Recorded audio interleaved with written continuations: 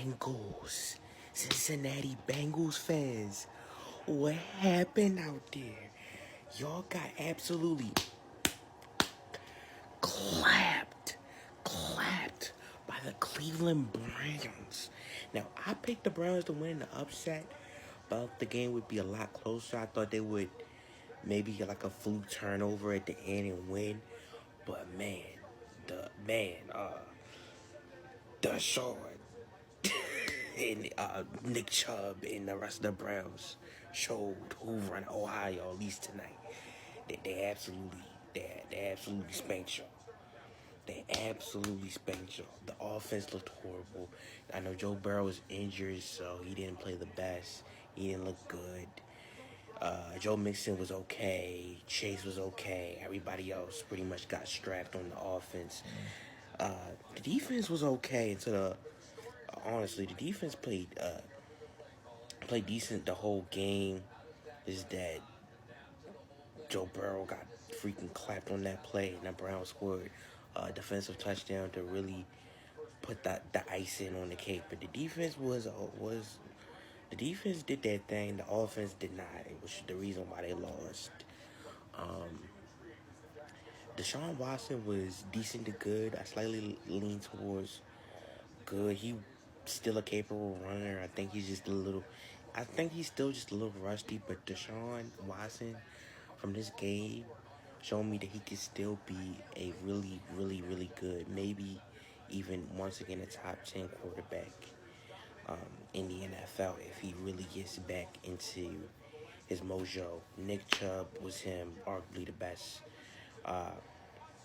running back in the league. The receivers was decent to good as well.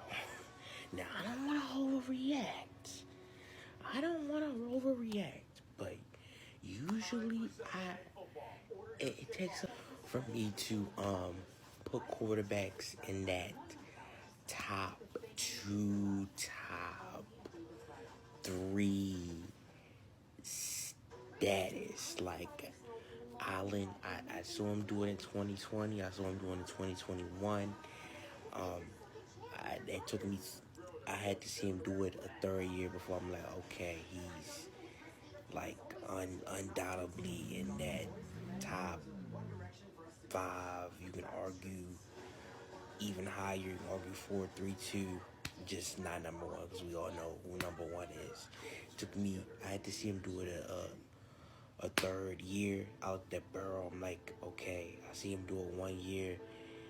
This year, I'm like 2021. He was top five.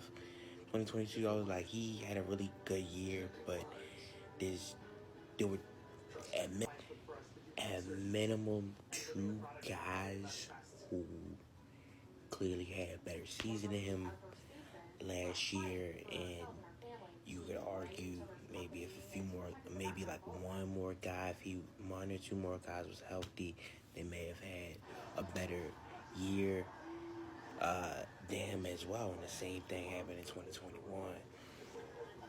So it really takes a unanimous MVP season like Lamar had in 2019. I mean, I know what happened in the playoffs, but he, if you watch the game, he literally did everything you could do. If you look at his stat line, he literally did everything he could do. It was on the defense and wide receivers and tight ends not catching the football. It takes a season like that, or like a season like Jalen Hurts had, where he was clearly going to win the MVP when he was healthy. He pretty much was undefeated all year and cruised his way to the Super Bowl. And if one or two more things went his way, he would have. He probably would have a ring right now, or like Patrick Mahomes in 2018, where he 50 touchdowns, 5,000 yards, things of that nature.